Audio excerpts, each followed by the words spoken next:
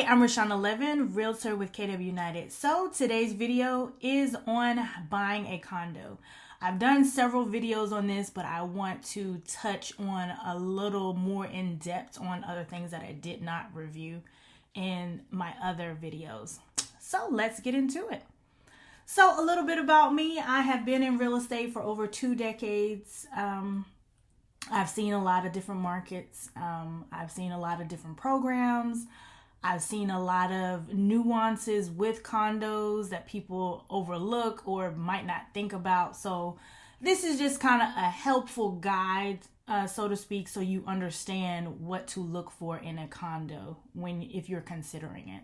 So you don't want to say, oh, I wish I knew that before I bought my condo, or I would have considered a condo if I knew that. So knowledge is power. So that is why I'm here. And if you have any questions about how to buy a home with 100% financing, I have several programs where you can use that you don't have to be a first-time home buyer. There's no income restrictions. And if you scan my contact card here with your phone, you can be added to my phone directly and add me to your phone as a contact. So today's agenda, I'm going to share with you how to buy a condo briefly, different types of condos, floor plans, parking options. What are the parking options with condos? Amenities, a condo checklist. Once you actually decide, okay, I do want to purchase a condo, what are some things I want to look for? What are my must-haves, and what are things that I can live without? Like, you have to find out what your deal breakers are. If you have to have a condo that has garage parking, are you talking about a covered garage? Consider, say if you're in a mall and you have a parking garage, are you okay with a garage like that? Or do you need a garage attached to your condo? Because then that's a different type of condo. So then we want to talk about the amenities. What are amenities that could come with a condo?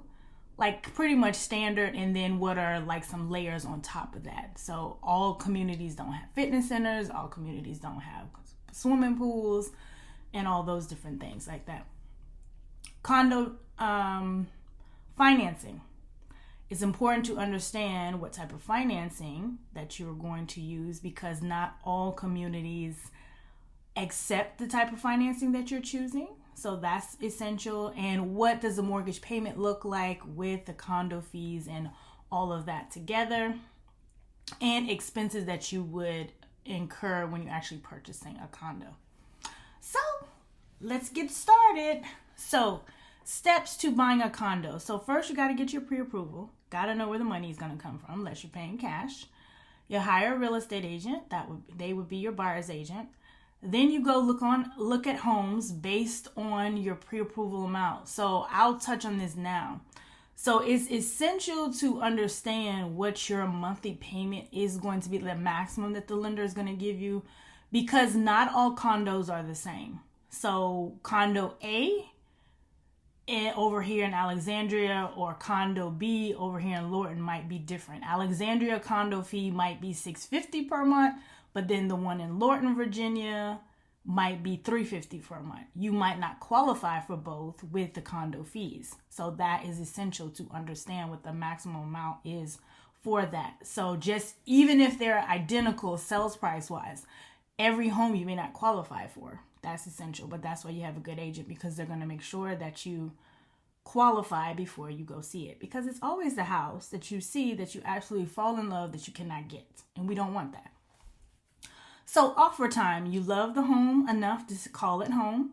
You submit an offer. You may not get the first offer. You may not get the second offer. You may have to write a few offers, or you may get the first offer, and then you get in the home and the inspection report comes back and it's just a lot of major things and the seller's not willing to budge on those things. Then at that point we can withdraw and then you start over. So you have to find another home. So you have to decide, well, is it worth walking away, or is it worth staying and negotiating? Sometimes based on your timeline, it might not make sense, or whatever. It has to make sense for you at that particular time. So after all the inspections are done, those contingencies are lifted, then the appraisal is done. Once the appraisal comes back, that determines the property value. If the value is too low, then we renegotiate. If the value is what the contract price is, we move on. All is good with the world. And you go to closing. So that's the simple version of what happens when it comes to buying a home. It's a lot of things that are not in the bullets when we actually work together that I'll explain to you. So now, types of condos. So up first, we have garden style. So this garden style community is in actually Alexandria, the Palazzo at Park Center. So with a garden style, it typically is no more than 4 levels. Some of them have elevators, some do not. They typically have, not all of them, but some of them have attached garages to them. So the garage, you would go in the garage. I use that example like a mall garage. So it's attached to the building, and then you have like a breezeway and walkway to be able to go to your actual unit. So that is an option as well. Or if it doesn't have that, then it would have street parking. But for the most part, they have garages. So up next, we have mid-rise. So this is a 5 to 8 floor units. So this location is in Woodbridge. So this is, it's a 5 level because it's another level below ground. So sometimes you may not see all of the levels. So some condo buildings have basement units. So what you can't see is an actual basement unit below. High rise. So then this is 8 or more floors. So it could go all the way up, 20 floors or more. So this location is in Alexandria. And so you're going to have, typically these, they don't really build these that much anymore. So they probably like in the late 80s, they stopped building these. They do still, but for the most part, they were building them between like the 50s and in 1980. So now we had talk about the townhome condo style. So it looks like a townhome, but it's not. So this is actually what I like to call a stackable. So you see the two, you probably can't see the 2 doors, but there's 2 doors. There's one door that goes to the lower unit, which is the 2 floors. And then the other unit where you have 2 flights of stairs to go up to the upper 2 windows at the top. So that's 2 units in one particular building. And the next community is, well, the next home on the list, this is actually a townhome style with a garage, like a front load garage. So it's still a condo, but it looks like a townhome. And you can also have a townhome that is a condo as well. So now I want to talk about floor plans. So this particular floor plan, we come in to the living room and then the dining room, and then we have, and it's a wall here, so it's not open. So if you see a solid wall, then that means it's not open to the actual other area. So this is a solid wall. And then the kitchen is like an L shape. Then you go around the corner, there's the full bath and hallway, bedroom, walk-in closet. So that's a 1 bedroom. So up next we have another unit. This is a 2 bedroom. So we first go into the foyer. There are 2 doors here that leads you into a den. Then there's a living room, dining room. This one actually has a balcony. Utility room is outside. Typically utility room is outside. Not always, but for the most part they are. And so you have the kitchen. This looks like this has a solid wall here. And then the kitchen is open, has an open area into the dining room, storage area, 2 bedrooms and bathroom and walk-in closet. All right, here is another place here. This is another condo. This is a 2 bedroom. So you come into the living room. You can either go to the left or the right, but we're going to go to the left. You have the living room, dining room, kitchen, balcony area. Then you go down the hallway. There's a hall bath. And then the 2 bedrooms with a walk-in closet, has 2 walk-in closets and the bathroom. So now I'm going to show you what the townhome condo looks like. It's not much different than what a regular townhome looks like. It's just, think of this as, it's about what type of ownership it has. So if it's not fee simple and it's a condo, then the townhome is a condo. So this particular one has an attached garage, hallway, so that's on the main level. And then there's a bedroom in the back, in the bath. So then you go up to the second level, there's a living room, dining room, kitchen. And then you go up to the third level, there is a bed, 2 bedrooms and 2 baths with a laundry on that particular level. So that's that. And so now, so you can actually see what the stackable actually looks like in modern world. This is a recent particular location, a brand new townhome. So this is, the grade area is the one that we'll talk about next. So the first one that's not grade is we're talking about the other Isaac model. So you come into the garage, you go up the stairs, and then you go up the stairs again. So 2 flights. And so this is the larger of the 2. And then you go to the family room, living room, kitchen, and the outside terrace, which in this particular unit, you can get an optional fireplace. And then you go upstairs finally to the bedroom level with the master suite, with the primary suite. And there's like a little loft in between the 2 bedrooms, and there's a bathroom, and the laundry is upstairs.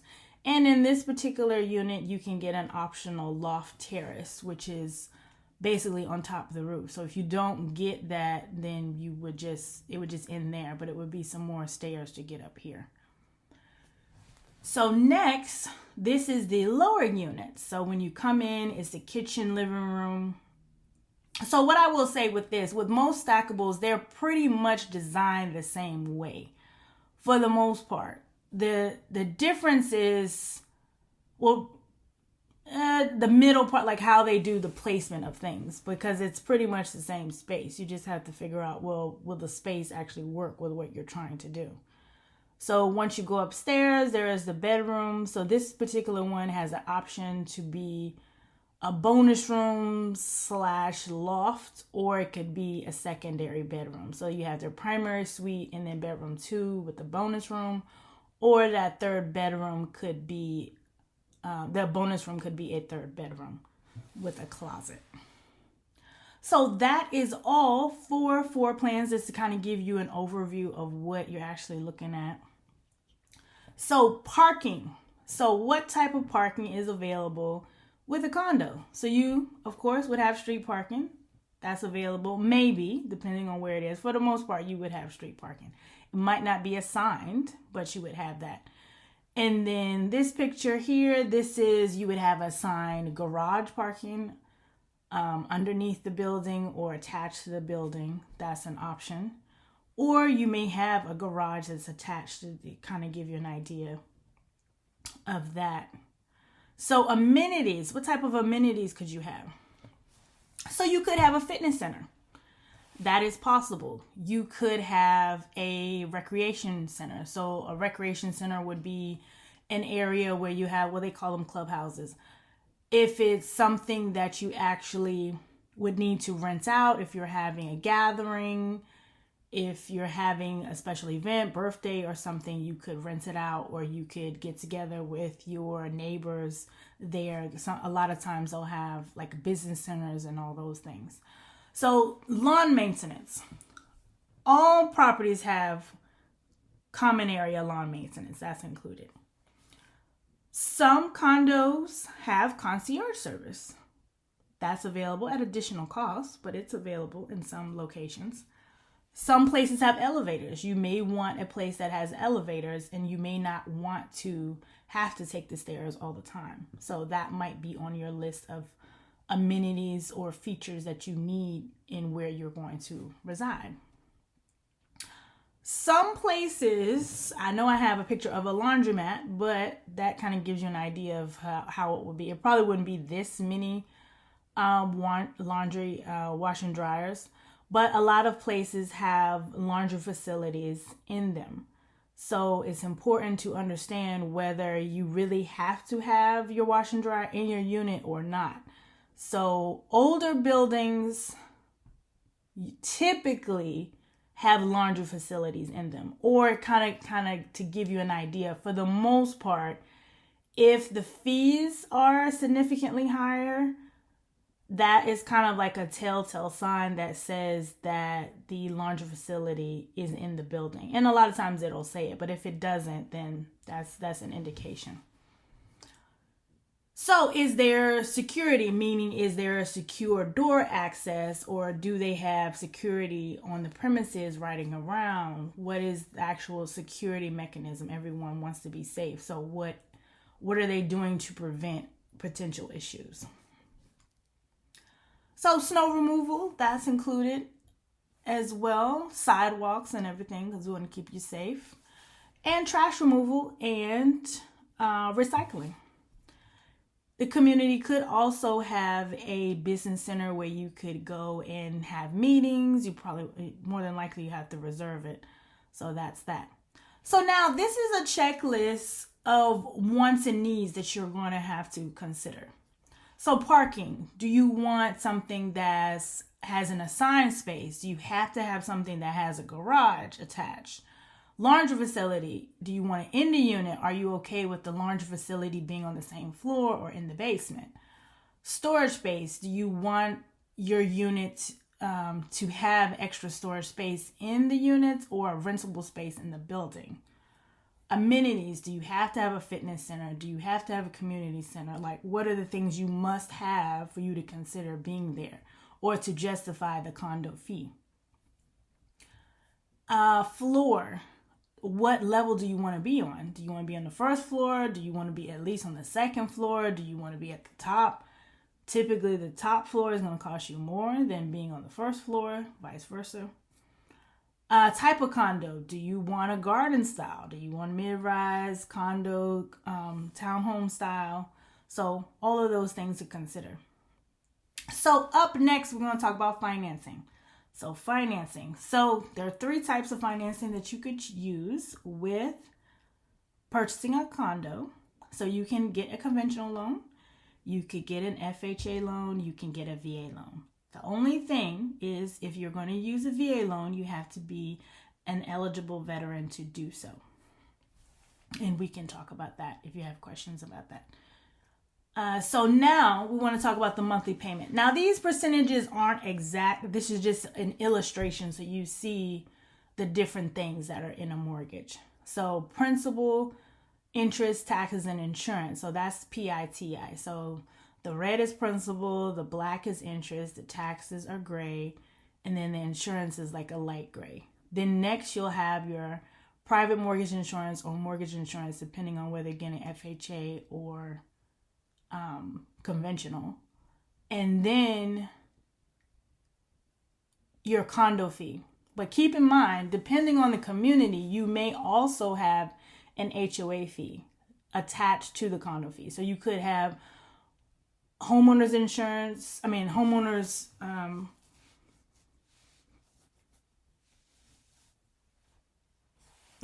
association dues, or you could have condo dues together, like separate but together. You could have an HOA dues and you can have condo dues, or you could just have condo dues. So keep in mind of that. And all of those things are what they are using to qualify you for your monthly payment. So if they say, for instance, you can't go over $3,500, and the condo that you want actually puts everything together at $37,000, you will not be able to buy that condo. Not unless they can redo your ratios and something not saying you make more money, but either you've paid off some debts or you've gotten rid of some things. So it's a lot of things that you have to consider. But for the most part, that answer is going to be a no. That's why it's essential that you have an agent that looks at what the monthly payment is going to be before you go. because that is essential. You don't want to fall in love with something and then you really can't afford it. You may think so, but based on the lender's view, you're not able to. So next, expenses when buying a home. So you're going to need an earnest money deposit. So keep in mind, this is a guide. It's not exact, but this kind of gives you an idea of what you're looking at. So you're going to have your earnest money deposit, 1% of the sales price. You're going to have a condo questionnaire. That's typically up to $450. Your home inspection up to $650. Your appraisal up to $650. Closing costs typically 4% of the sales price. Could be more, could be less. Buyer's agent fee, it varies by brokerage. And your move-in, this is what I didn't talk about. That's why, because it's here. So a lot of times, especially if it is a condo that has an elevator, not always, it could be, this reservation fee may be also if it doesn't have an elevator, but a lot of times they'll have a move-in reservation fee. Typically it's up to $300 because you have to reserve that elevator. They have to shut it off from everyone else because they need to keep it open for you. So keep in mind of that. So that is all for today's video. I hope this was informative to you. I hope you learned something. I am Rashana Levin with KW United. If you have any questions, I'd love to talk to you about your home buying goals. Whether you are decided that if you have a condo and you want to sell it, let's get you out of it, move you up. If you want to downsize and want to be in a condo, let's get you in. If you're out of the area and you want to move and get a condo, whatever type of home that you are looking for, I hope that you would give me a call and let's talk about your real estate goals. Thank you so much for watching.